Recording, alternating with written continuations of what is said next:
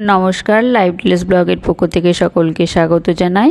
আজকে আমার রেসিপি অনুষ্ঠান বাড়ির মতো ফ্রাইড রাইস বানানোর জন্য প্রথমে আমাদেরকে বাসমতি চাল নিয়ে নিতে হবে। চালটাকে আমি ভালো করে পরিষ্কার করে জল দিয়ে ধুয়ে 30 মিনিটের জন্য ভিজিয়ে রেখে দিয়েছি। ফ্রাইড রাইস বানানোর জন্য কিছু সবজি নিয়েছি, বিনস, লাল ক্যাপসিকাম, সবুজ ক্যাপসিকাম আর গাজর, আর নিয়েছি কাজু আর কিশমিশ। এগুলোকে ভেজে নেওয়ার আগে আমি জলে ভিজিয়ে রেখেছিলাম। অন্যদিকে ফ্রাইড রাইসের চালটা আমার 30 মিনিট ভিজানো হয়ে গেছে। একটি পাত্রে জল গরম বসিয়ে দিয়েছিলাম। জলটা যেই মতো ফুটে উঠবে আর দিয়ে দেব একটু বেশি পরিমাণ লবণ আর 2 চামচ পরিমাণ সাদা তেল। এবারে রাইসের চালটা এর মধ্যে দিয়ে দিচ্ছি। ভাতটা এবার ধপধপে সাদা করার জন্য আমি দিয়ে দিচ্ছি কিছুটা পরিমাণ ভিনিগার দেওয়ার পরই দেখবেন এরকম ফেনা ফেনা মতো উঠবে। এর মধ্যে যে এক্সট্রা মাঠটা আছে সেটা উঠে যাবে। এই রাইসের চালটা এখানে আমাদের 90% মতন সিদ্ধ হতে হবে। 90% মতো আমার সিদ্ধ হয়ে গেছে। আমি এবার ছেঁকে একটি পাত্রে রেখে দিচ্ছি। এবার আমি ভেজিটেবলগুলো ভেজে নেব। তার জন্য একটা গ্যাসে কড়াই বসিয়ে দিয়ে দিয়েছি পরিমাণ মতন সাদা তেল। তেল ভালো মতো গরম হয়ে যাওয়ার পর আমি গাজরগুলো প্রথমে আমি ভেজে নেব। গাজরটা আমার ভালো করে ভাজা হয়ে গেছে। এবার আমি একটা পাত্রে তুলে রেখে দিচ্ছি। এবার ওই একই তেলে আমি দিয়ে দিচ্ছি বিনসগুলোকেও আমি ভালো করে ভেজে নেব। বিনসটাও আমার ভাজা হয়ে গেছে। তেলটা ঝরিয়ে একটি পাত্রে তুলে রেখে দিচ্ছি।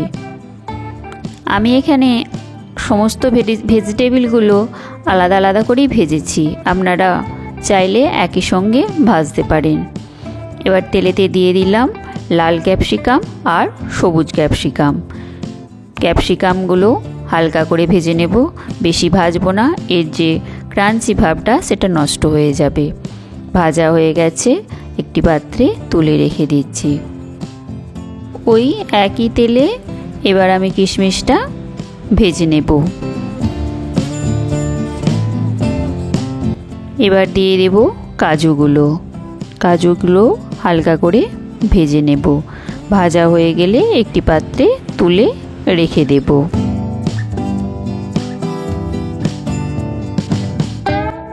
ফাইনালি এবার আমি রাইসটা তৈরি করে নেব। একটি পাত্র বসিয়ে দিয়েছি, দিয়ে দিয়েছি সাদা তেল আর 1 চামচ পরিমাণ ঘি। তেল আর ঘি ভালো মতো গরম হয়ে গেলে দিচ্ছি এলাচগুলোকে ফাটিয়ে দিয়েছি, আর দিচ্ছি লবঙ্গ আর দারচিনি আর 2টো তেজপাতা। এগুলোকে হালকা করে একটু তেলেতে ভেজে নেব সেন্ট বেরোনো পর্যন্ত। আমি যে বাসমতি রাইসটা সিদ্ধ করে রেখেছিলাম এর পরবর্তী স্টেপে দিয়ে দিচ্ছি। এই সময় গ্যাসের ফ্লেমটা অবশ্যই লোয়ে রাখতে হবে। আর উপর থেকে দিয়ে দিচ্ছি গুঁড়ো চিনিটা দিলে এটা মিক্সড করতে সুবিধা হয়। আর অল্প পরিমাণ লবণ। ভালো করে মিক্সড করে নিয়ে আমি সমস্ত যে ভেজিটেবলগুলো ভেজে রেখেছিলাম এর পরবর্তী স্টেপে দিয়ে দিচ্ছি। সমস্ত ভেজিটেবল দেওয়া হয়ে গেলে আমি এটা ভালো করে মিক্সড করে নেব। দেখতেই পেলেন বন্ধুরা, এটা কত সোজা বানানো। তাহলে অনুষ্ঠান বাড়ির মতন এরকম ফ্রাইড রাইসের রেসিপি আমরা বাড়িতেই বানিয়ে নিতে পারি। আমার এই রেসিপিটা ভালো লাগলে অবশ্যই চ্যানেলটি একটা সাবস্ক্রাইব করে দেবেন।